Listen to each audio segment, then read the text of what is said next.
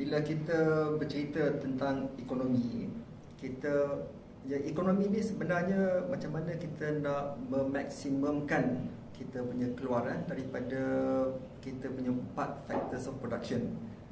Bila kita sebut pasal ekonomi ni, kita menyentuh dari segi 4 aspek, dari segi tenaga kerja, dari segi tanah, dari segi capital dan juga dari segi enterprise, keusahawanan.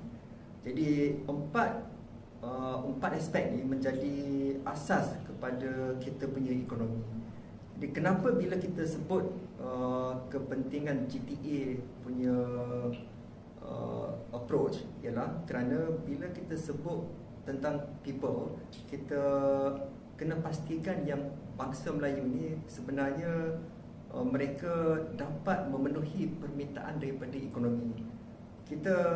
Saya juga nak berkongsi lah, kalau kita tengok semasa ekonomi kita memang pesat dulu, seperti kita Harimau Asia dulu, kita nampak yang semua graduan-graduan apabila mereka habis saja universiti, seperti saya pada tahun 94, kita dengan secara automatik dia mendapat tawaran daripada 10 majikan, 10 syarikat tawaran kerja, kerana kita ada permintaan dalam ekonomi kita.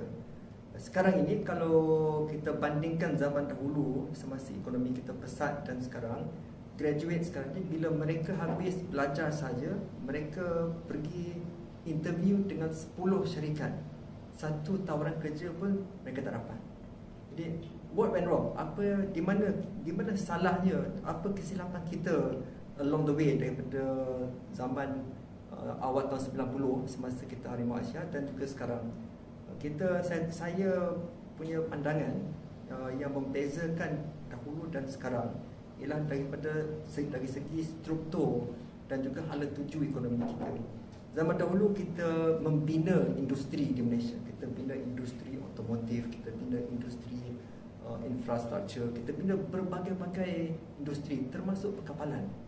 Jadi anak-anak muda pada masa itu, apabila mereka habis belajar saja, mereka tahu bidang apa yang mereka nak ceburi supaya mereka dapat memenuhi permintaan daripada ekonomi.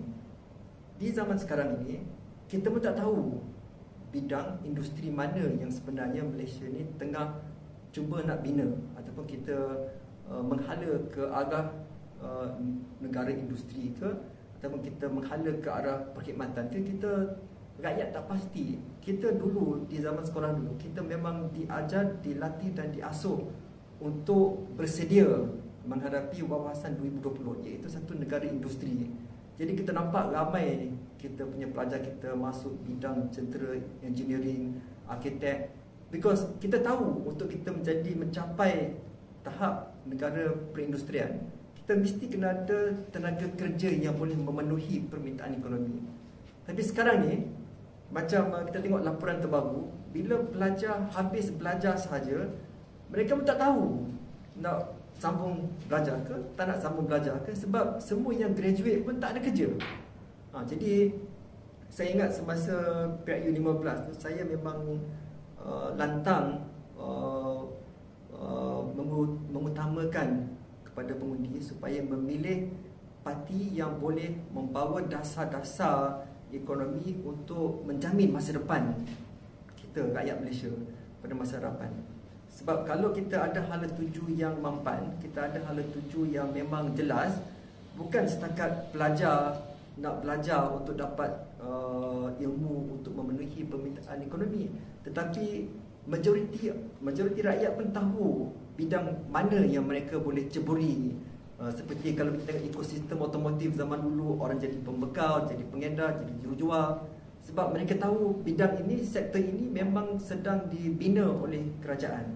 Tapi sekarang ni kita tak tahu ke mana hala tuju industri, ke mana hala tuju ekonomi negara kita. Jadi di Gerakan Tanah Air, kita memang memberi fokus utama kepada hala tuju dan juga kepada ekonomi kita, supaya kita dapat menjamin, sebenarnya bukan hanya kepada bangsa Melayu, tapi boleh menjamin kepada rakyat Malaysia yang mereka ada masa depan di Malaysia tanpa perlu mereka berhijrah ke negara-negara lain.